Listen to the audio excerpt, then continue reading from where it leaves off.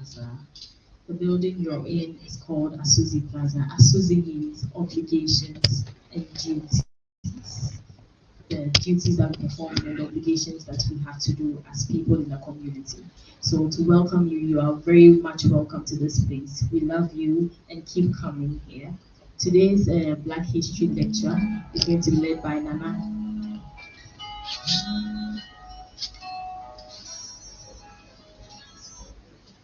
Is going to be led by Nana Ifwachirwa. In this building, we have Obukesi University of Excellence Office. We have African Diaspora Development Institute Office, and then we also have Obokese Foundation. Obokese Foundation is in charge of the Chieftaincy Awards that happens every year. You're welcome. At this point, I'd like to call on Nana Obokese to give us the libation, and then from there, Nana Chirwa will give us the lecture. Please welcome him with a round of applause.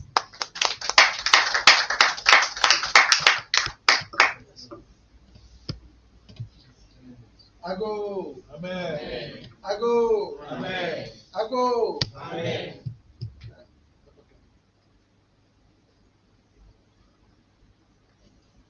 Tunapokuwa mazoezi ya jamaa pa every the chance so a monsa ase kwa nsa igwe so nso ewa kwa nsa ase so nsa mura so nso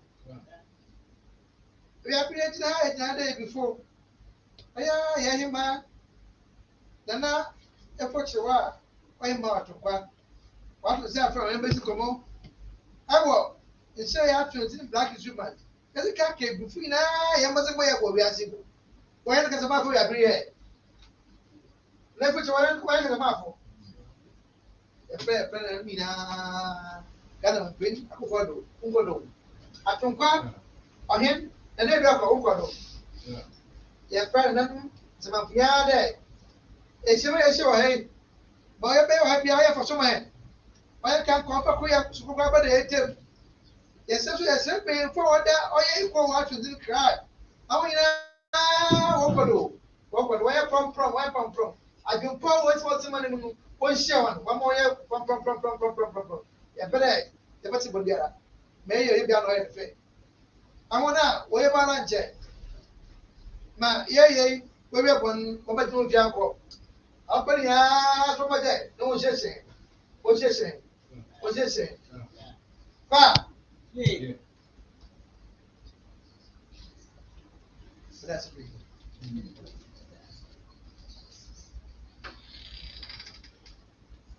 Thank you very much, Nana. Okay, so before we move on, I'd like us to recap what we studied or what Nanakwa lectured us on last week. So who can remember what Nanakwa lectured us on last week and tell us just a little bit about it as we move on to today's lecture? Who would like to take the microphone? Please, were you all here last week? Or we have a new group? We have a new group. Okay, no problem. Okay. All right, so we invite Nanakwa to give us a little recap and then we move on to today's lecture.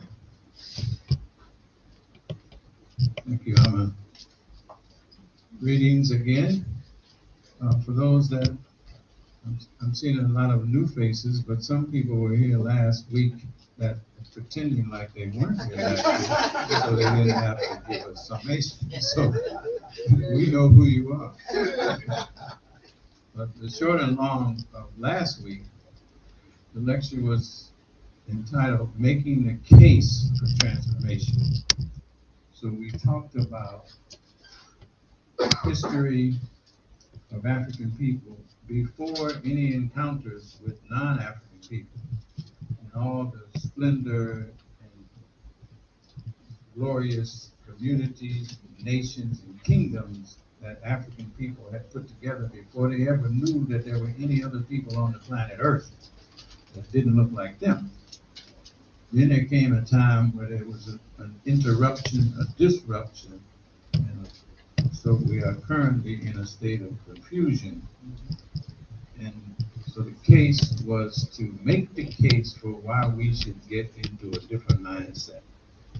So I sent copies of the presentation, which was a PowerPoint, to everyone that was here that wanted it. Some of them didn't go through because they came back to me.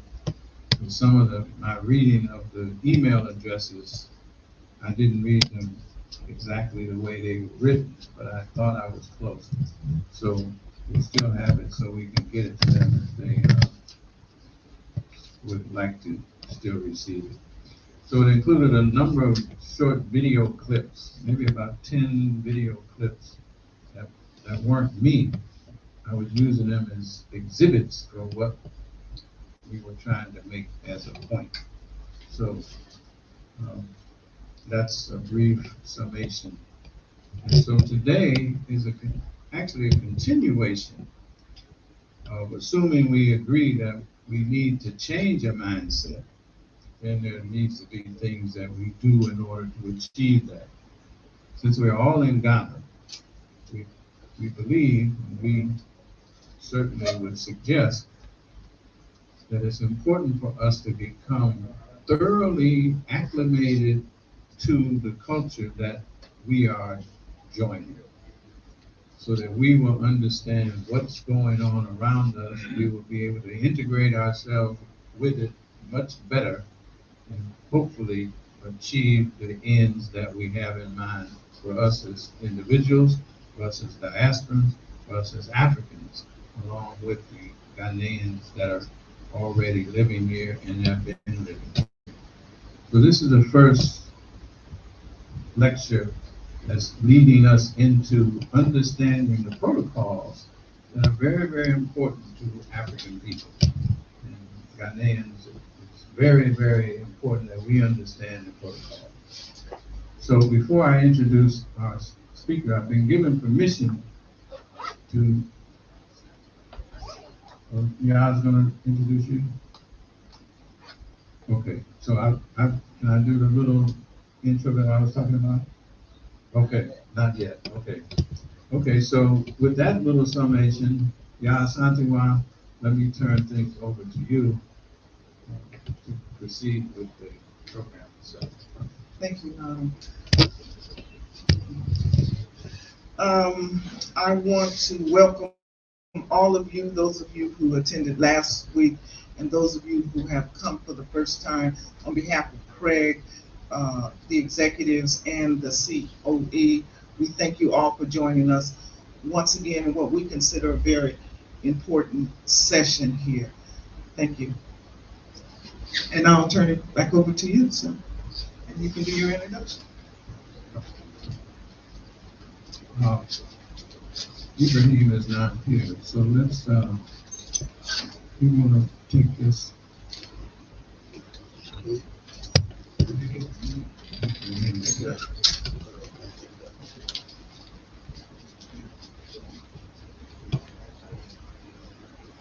Take the snaps back.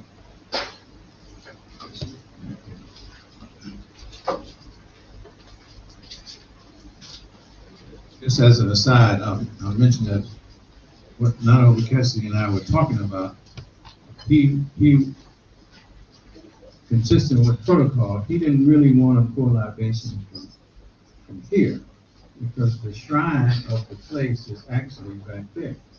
But he wanted to do it right there.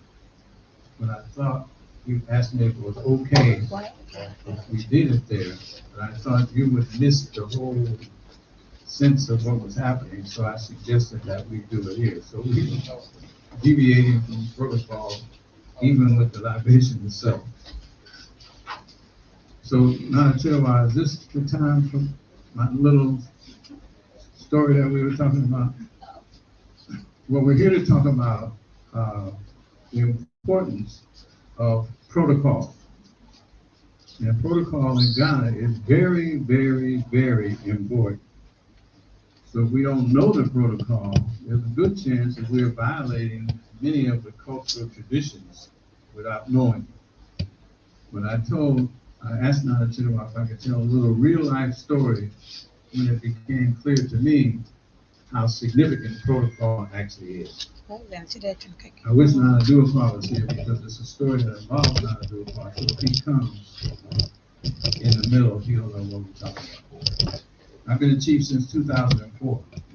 Around 2006, 2007, I was coming back and forth. Nana had a 320 series BMW at the time.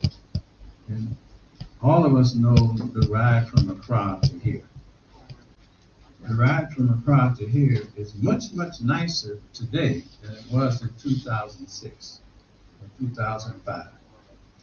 So at that time, Nana would go back and forth from Accra to Elmina, Cape Coast, at night driving by himself. So you can imagine what the night drive was like in 2006 compared to the night drive now. There were no police checkpoints at this time. So you're driving alone, and Nana mentioned to me once, we talk about every day. And I said, how are you going? He said, well, I had a small problem last night. I said, well, what problem was that? He said, the tie rod, I was coming from Accra to Cape Coast, the tie rod broke on the car, and the car swerved off the road into a ditch. I said, oh my God, this is terrible. He said, no, it really wasn't that bad. So I said, well, what did you do? He said, there was a person around, I got them, they called a mechanic, they did something, they fixed the wheel, put it back together, and I drove on to the village. So I'm thinking, I've been down this road at night. This is a horrendous thing. And he said it wasn't that bad. So some time passes. We talk. I said, well, how's it going? He said, well, I had a small problem last night. I said, what's that? He said, I was driving from Cape Coast to the village, to Accra. And at that time, his ignition switch wasn't working that well, so the car could just shut off while you're driving. He said, well, the car shut off, and it swerved, the wheel locked, and the car went off the road into a ditch. So I'm thinking, what I know about this night drive, this is like almost suicidal. You're just telling me the episodes that you've encountered. I said, that sounds terrible. He said, well, it wasn't really that bad. I said, well, what did you do? He said, well, the car was stuck. I went and I walked down the road. There was a boy on a veranda someplace. He came out with some aluminum foil and put it around the key and did something. I started the car and I drove on. I said, oh my God, it's like a miracle. So time passes and Nana's in Cleveland with me, visiting. If you look at the map, you know that Togo is adjacent to Ghana. Present-day Togo is adjacent to present-day Ghana. But Togo and Ghana were created as a result of the Berlin Conference and colonialism. So Togo has a lot of Akan people that know nothing about their history and culture. So Nana Duapar had been requested and then agreed to go to Togo periodically to bring them up to date on what their cultural traditions are that they don't know anything about. They speak French is the national language there, and English is here. So he tells me about his involvement with the Togolese. And he's in Cleveland with me, and he gets a call. He gets a call, and it's a complaint that the Togolese had come to Elmina, Atonkwa, to give thanks and appreciation for Nana Duapar's involvement with them. But he was in the U.S. So he gets a call from the family heads in Atonkwa that they're really upset with the Togolese people. Because the Togolese people came and left and went back to Togo, and they sent a letter saying, please be advised that our journey was this, that, and the other, and we have arrived safely. But that violated protocol, because you're not supposed to send a letter saying that you arrived. You're supposed to make direct contact with someone saying that you arrived, because anybody can write a letter. So the heads of family were upset because the Togolese violated this protocol. So Nana sorts it all out, calls the Togolese people, and tell them they have to apologize for this transgression. of writing the letter. So the Togolese said, we were sorry, we don't know. We didn't know. So we'll go back to Atonqua again, and we'll apologize for our failure to make verbal communication, and we wrote a letter instead. So the Togolese go back to Atonqua to apologize, but the family heads in Atonqua are still upset. So when the Togolese come, the family heads do not give them water. So Nana gets a call to update him on what I just told you. And he said, Nana, I have a major problem. I said, what's the major problem? He told me what I just told you. And I'm thinking, what's the big deal? Really? So he said, I may have to leave the country and go to the village to straighten this out. That's when I realized that protocol is serious. But 2 near fatal accidents on a dark road in the middle of the night is not a problem. Not getting water is a problem sufficient to leave the U.S. and fly back here to straighten this out. So that's when I had my wake-up call. That protocol is really a big deal. So since that time, I have never pretended like protocol doesn't mean that much.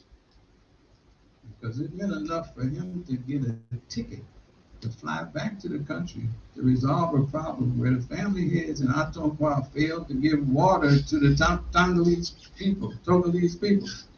So, and with that, this is not a Duquois. So now I just told a story that you missed, but you're already familiar with it.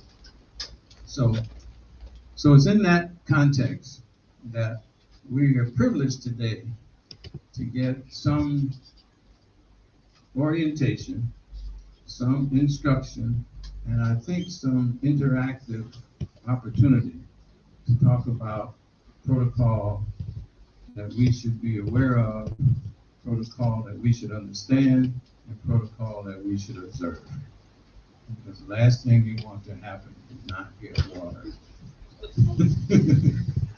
So it's my privilege and honor, actually, to introduce our lecturer for today, Nana for Chirawa, is the Queen Mother in Atonqua. I had your bio, but I want to talk as if I already knew this. Nana was installed as a Queen Mother on her first trip to Ghana. She was recognized as a returning ancestor in the village of Atonqua, and she was installed as a Queen Mother at that time. She's been involved and is currently involved in organizations like Craig, the Queen Mothers Association, and she is sought after to get advice, instruction, ideas about how things should be done according to the culture. So she's been coming back and forth and ultimately moved here, repatriated since 1987. I always like to do this because I'm privileged to do it. My chieftaincy came as a result of Nana Chirawa's involvement. I came to Ghana. I actually met Kohen before I knew Nana Duakwa V. I met Kohen. And I knew Nana Duakwa's great uncle, who was on the stool before he assumed the stool. So it's Nana Duakwa's great uncle, Nana Duakwa IV, that installed Nana Chirawa. He transitioned just before I was to meet with him as a follow-up meeting to talk about my chieftaincy. And it's Nana Duakwa, who was living and working in New York City, returned here as one of the eligible candidates for the seat, the chieftain seat in Antonqua. I'm told that Nana Duakwa said he would accept the chieftaincy in Antonqua, with one stipulation, that Nana Chirawa would support him. So obviously, that conversation ended positively, so he took the stool. It's Nana Chirawa that told Nana Duakwa about this young man in Cleveland who his great uncle was going to install that she thought would be a good person to consider installing in Antonqua.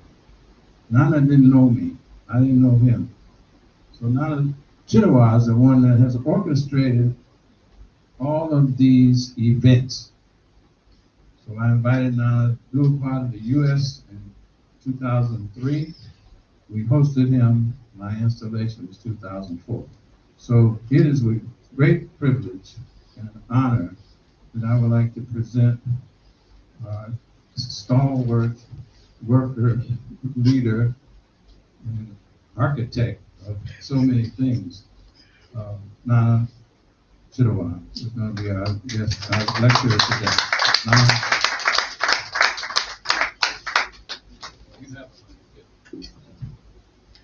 Thank you, Nana, for that introduction. And give honor to Almighty God and to the spirits of the living God, and also to my ancestors, our collective ancestors. To Nana Duakwa,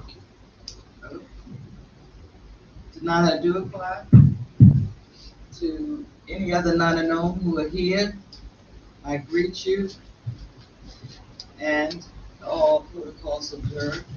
There's another Nana known here, but he doesn't like to say it yet, but it's coming. So the executive director of Panifest, welcome. And to all of you, Craig members, Craig elders, Craig executives, friends, thank you for being here. I am really excited. My first time coming out in the Craig group, not really, but to talk about Akan protocol, something that is close to my heart, because when I first came to Ghana as a tourist, like many of you, I came here and I didn't know doodly squat about protocols or anything. And I was with a group who were practicing the Akan culture and Akom, which is the traditional spiritual part. So I was the only one on that trip. And I came here and they were telling me, do this, do that, do this. And I was wondering, what in the world, what is all of this about? Because of the things that happened to me, as Nana said, I was installed on that first trip. The deity came to me on that first trip. There's many things that happened that we'll talk about some other time. And so I started feeling something is different. Maybe I need to settle myself and accept the fact that I'm here in Ghana. And I did, and started watching carefully everything that was going on. And during that time, I started taking real notes about what was going on as well. By the time I went back to the US, I had decided that I need to know all those things that they were telling me to do and why. So I started researching with people in the US that I knew, excuse me if I had to sit down a little bit, that I knew and who were from the Kwahu area, just friends. And they started telling me different things about the culture in Ghana, and also started telling me about the protocols. So they started teaching me a little bit, and I got that, and also forcing me to speak Tree, uh, Kwali Tree, and I did, and I was, and I still speak it a little bit. But anyway, I started deciding that protocol must be pretty powerful in Ghana. Some of the things that they were addressing and telling me what to do, why I had to do it. I thought, I wish I had known all of this before I went on this tour, because my idea of the tour was just to go take pictures, eye candy, that kind of picture. And so because I had been in school, I had to come back and forth to Ghana. And I started interviewing um, the elders, the chiefs, and they were kind. They would tell me things. Some things they say, I don't know. Somebody died, they didn't tell us. And some would say, you don't need to know now. But bit by bit, I started gathering information. And the end of that was a kind protocol, the book. The only book at the time that talked about basic protocol in Ghana. And I was very, very happy to present it at that time. Nana Duakwa, the fourth, helped me with it. People in Mampong helped me with all of it. I went to the 10 regions in Ghana to find out this. I know now that many of us from the diaspora um, wonder what is going on. I mean, we haven't taken time, or we take little time to know what protocol is about. We come in, the first step was to come and uh, to get some land or find a place to live, figure all that out, and just try to live here. But then things start happening as you're here. You start getting insulted, you learn what Obuni means. And none of us like that. Some of us have come to the point, and I am still learning. I wasn't born here, so I have a lot to learn. So you're behind me, so you have some things to learn too. But this is going to be basic. There are many things that happen in Ghana, in Elmina, in Craig, in Accra, wherever we go, that we don't know what's going on. But we follow. We go on and follow. We follow, see what Rabbi does. We'll see what he does, and we'll do that. But there's a process. There's a process that we have to follow, and that we need to begin to understand the traditions of our ancestors. After all, many of us are family members because families were taken, royals were taken, priests were taken, and anyone that looked strong, and those who survived on the other side took the traditions and many of the protocols with them and passed down through the generations that we finally get to. And we will remember some of those things as I'm talking that happened, that we know now that we're living in Ghana, and as I pointed out to you, is part of the traditions, the traditional things that happen, the culture, the protocols we did in the diaspora when we were living there, but we didn't know it. We didn't know what it was. In talking and thinking about what I would say today, I was thinking that the most important things that we need to know now the very things, the substance, the elements within the culture that bypasses everything that we do. And there are three elements that we need to know about. And somebody is supposed to be using the clicker. So there are three elements: spirituality, respect, and humility. So everything that I'm talking about today and that I'll introduce you to, because this is a process of remembering. Process of remembering is quick.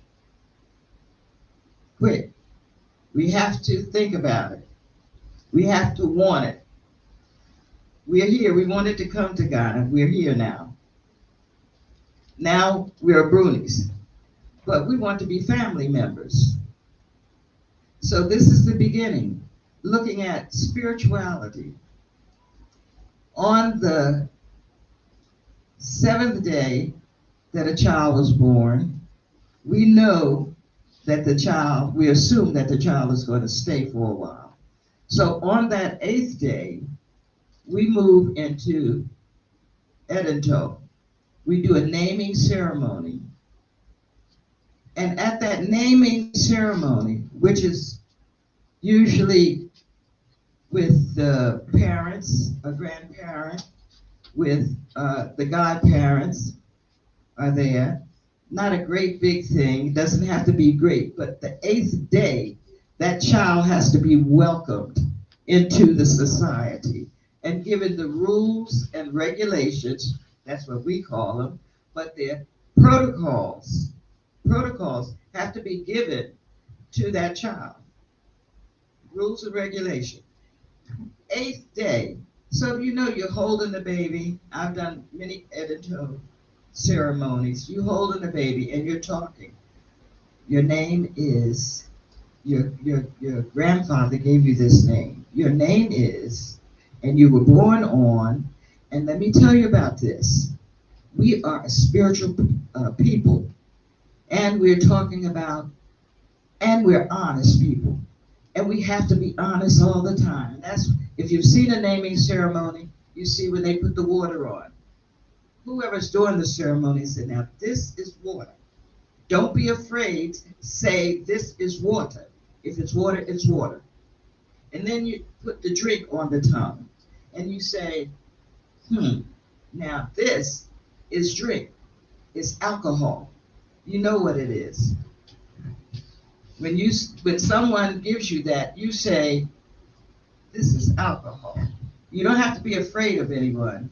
You need to be honest. We go on, we're talking about protocols and greeting people, and respecting people. All of that goes into that one ceremony. Later, maybe 4 months, 5 months later, when the parents have enough money gathered to do a ceremony for the community so that the community can witness that this child also has been through the Edinto. During that time also, during Edinto, the child is given taboos, told what to do and what not to do. The next thing they talk about is respect. Respect everybody. You have to respect everybody. Authority, you must respect royals, elders, each other, your peers. You have to respect all of that, all of them. And knowing that you might be any position that you're in, that people are watching. Eyes are watching.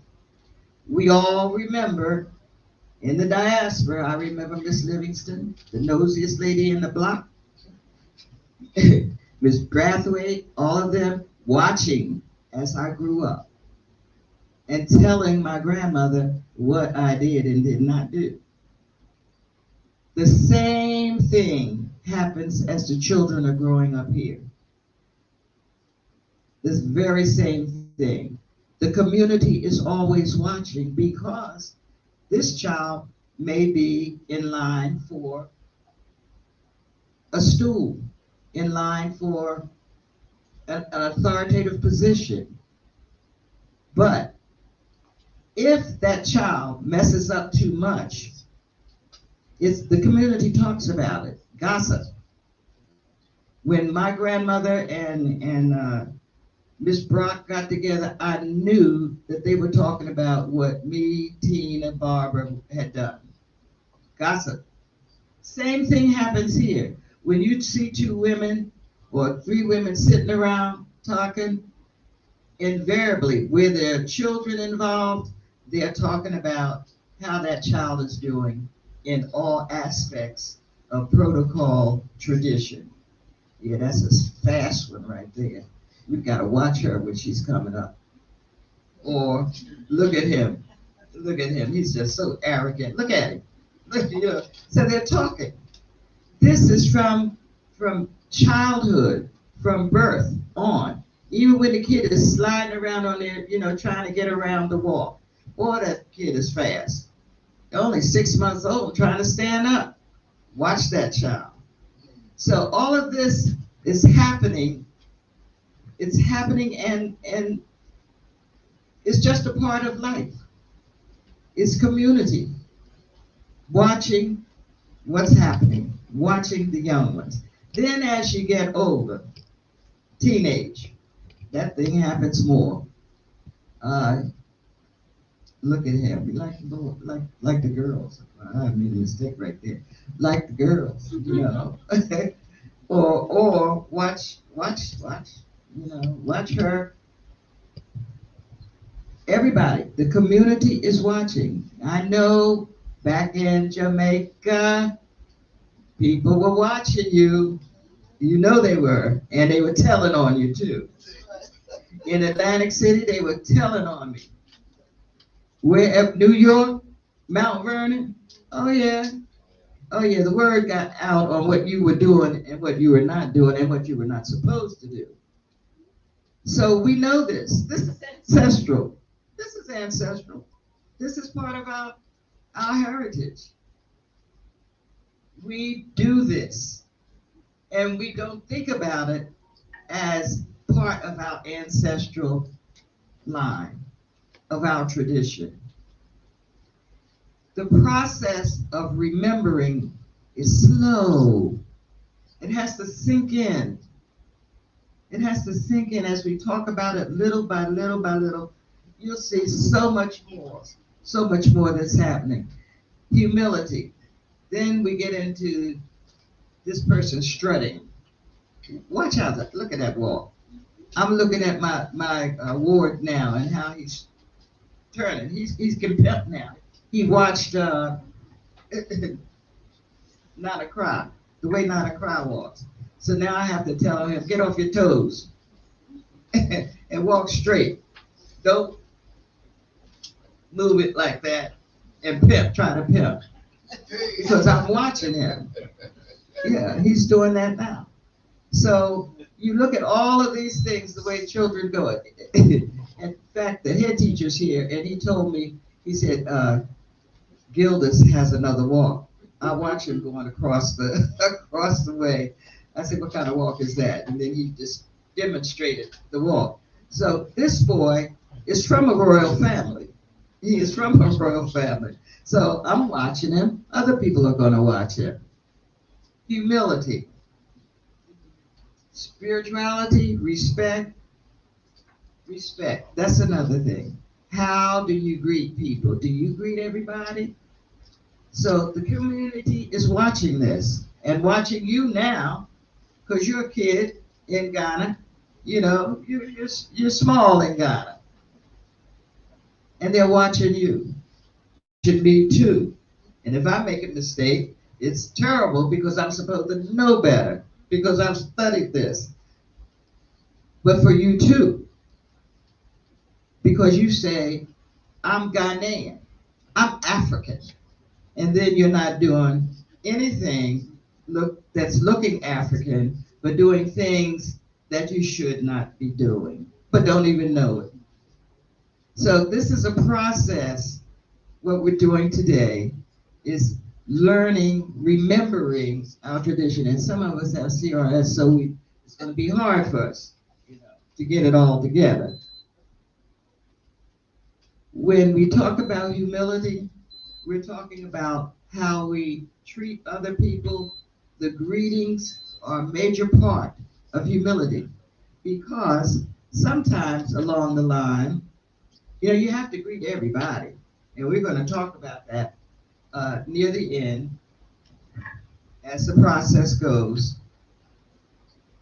You have to greet everybody. That's your responsibility. And sometimes it's difficult. First of all, you might be afraid because of the status of the person. Do I go up? Do I greet them? How do I greet them? What am I supposed to do? Or you look at the person and you say, I don't think I'm gonna greet them. I don't feel like talking to them. I don't feel like, because I saw what they did. So you're judging. But the person, maybe you don't like the person. Maybe you had a fight with the person, not fisticuffs, but an argument with the person. Maybe you just don't like the way they treat their husband or wife. So you don't want to talk to them. You don't want to speak to them. But you have to. Not the person. Maybe that person is a chief. Maybe that person has an authoritative position, a queen mother, an elder. You have to greet the position. That's our responsibility. You can't just ignore it, walk by. Please. I don't see them. We do that. Now you know we do it, right? Uh-huh. Okay. Nobody wants to live up to this. But anyway, I'm talking about what I know, because I had to get through this myself. I had to go through this. When you're in a position, there's a lineage. We all have some lineage. We're related back here. We have an ancestral calling. We're here because of an ancestral calling. No matter what was happening in the diaspora that made you say, I'm getting out of here, I'm going out, I'm getting out of Dodge, I'm leaving, I'm going to go and do something else. No matter what caused you to make that final decision, the real reason is there was an ancestral calling on your life. You were called to come back. Did you hear that? No matter what was going on in the diaspora, where you lived, to make you decide, I got to get out of here. I'm tired of this. I'm tired of this, that, and the other. Whatever the reason that you said. And you came, you selected Ghana. You didn't select Ghana. Your ancestral calling brought you to Ghana. And because you're in Ghana, you have responsibilities. The responsibility is the process of remembering those traditions that we lost when we went over. But our grandparents and parents, great-grands, told us little bits, but never said, oh, this is an ancestral tradition. They just told us things. They just showed us not to do things. And we did them. So when we go to, when I was asking people, Ghanaians, what is the most important thing for us to know and why? And a couple of people, and I think one is in here, and I won't divulge. They said, I'm getting sick of y'all act like you can't even greet us correctly, and you've been here more than a year, and you act like you don't know that you're supposed to greet, or you don't even know how to greet. What's that? That's not what's that. There's certain things that you're supposed to do. When we go into, and then I was told, when we go as a group, now that is a mess. Nobody knows where to stand, who, how to greet, how to process. Don't seem to know that. And you've been here a while. Some people have been here a long time. Let's just say 1 year and up. And have not even tried to learn these things. It's a process though. I'm not fussing about it or anything because I'm still going through it. But it's a process and we have to decide. I ain't gonna be called a Bruni no more. I'm sick of that. But we call that because we're from outside and we're not following tradition. We're not following tradition as we could. Now, happily for me, I'm not Bruni as much as I used to be, but the kids will say, oh, Bruni, because they might have heard their parents say it, but their parents don't say it to me anymore. Because I've been here a long time, and I'll say, Memawaha, good afternoon. Wapone, how are you? I try a little bit of something. So they see that and move me out of the Bruni category into family. Isn't that what we want? We want to be seen as a family. We came over here. We say our ancestors are from Ghana. And we want to be known as a family as well. So now is the time for us to begin the process. Begin the process of knowing the greetings at least. I doubt that we will have time to go through all of the protocols. I doubt that very seriously. That little book that you see has a lot in it. But I've learned so much more since writing that book. Are there any questions so far? Any comments so far? Nothing? Are you all right? Yes. Are you following what I'm saying about the process of remembering? It is a process. I have to find my eyeglasses. When we talk about greetings,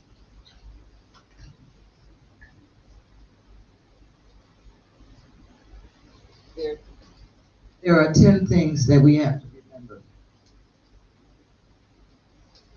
There are 10 major things that we have to remember. And we're going to give examples. You're going to help me with this, with examples of things that we do that we've learned already, that we've practiced in the diaspora, didn't know we were practicing it, and we're here and things are coming out. The first thing is you're critically judged by your greeting. The first thing, if you greet a person incorrectly, I know you've heard that. That's I can't do it well. You suck your teeth and all. It's like, oh my goodness, they don't even know what they're doing. Or when we go as a group, and the group is all mixed up, you don't know who's who because you don't have an Ochimi, you don't have an Obrafo, you don't have anyone to guide you. So we just do it the way we do it. We just line up, and I'm next to my friend Yadida, and Yadida's next to Sapora, and we're together, and we go. But maybe that is not the way we're supposed to do it. There is an order in everything. Greeting each other that you meet. Greeting each person that you meet. And I just talked about that a little bit. This is the first impression that you give of yourself, your family, and your community. Now, greeting someone incorrectly is not only you. Your family hasn't taught you anything. Your family hasn't taught you what you're supposed to do. And you're from that diaspora community over there at the table. They don't know nothing because they haven't taught you either. You're not even talking about it. Respect the position. I've said something on that, if not the person. And you greet them. And you know, we learned how to greet and smile and have cold eyes and have a, what do you call that smile? Plastic smile. We do that, but greet the person, hello, the way you're supposed to greet them. We already know this. We learned this. I know that as a child, if you didn't greet someone, that may be the time that you go get the switch. And we know about the switch. We were talking, I forgot who, but we were discussing the switch and how the switches came about within our house and who used them on us, etc. Some things called for the switch. If I didn't speak to Miss Livingston with her nose itself, I got a whipping. God bless her soul, because she kept me out of trouble too. Okay, if in motion, listen to this carefully. If in motion, and you come upon someone holding a conversation, you're walking in, it's up to you to greet. Whether they saw you or you think they saw you coming or not. And you know we're famous for saying, they saw me coming, they could have spoke, they could speak to me. I'll wait, let them speak. No, no, no, no. You're in motion. You're coming into the room. You have to go and speak. Do you understand that? Can you resonate with that a little bit? Okay. Never extend your left hand to greet anyone, because that's a curse. It's a curse. You use your left hand to do what? Toilet. You use your left hand to take care of toilet business, right? And you use your left hand to do dirty stuff. But some people are left-handed, and there's a way to get around that, but you still do not extend your left hand to greet anyone. We have left-hand deities, and they use their left hand. Tigray, part of the Tigray system, use their left hand, and you would use your left hand to greet. Koto. Do you know what koto is? I'm being called off, but Koto is when you give deference by, and you do it, some people do it, anyway. You've seen how they greet the I hate to say this, but anyway, that's where I saw it first, on television, greeting the Queen of England and all that. So I knew what koto was, but I didn't know what you called it. In Ghana, it's koto. You know, this break time, and I have much more to say.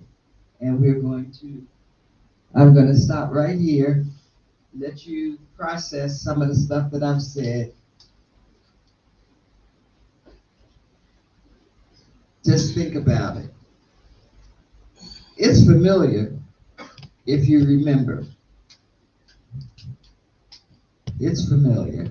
So I'm going to stop now, and Ya Santava, You want to come up here since you stopped me? And actually, I had 10 more minutes because Nana Cry took up my time. Okay. Pardon, my calculations are off, I'm sorry. As Nana has mentioned, we're gonna take a quick break. I think that's gonna be about a 10-minute break. Is that what you're suggesting? And for those of you who have to take a break, the washrooms are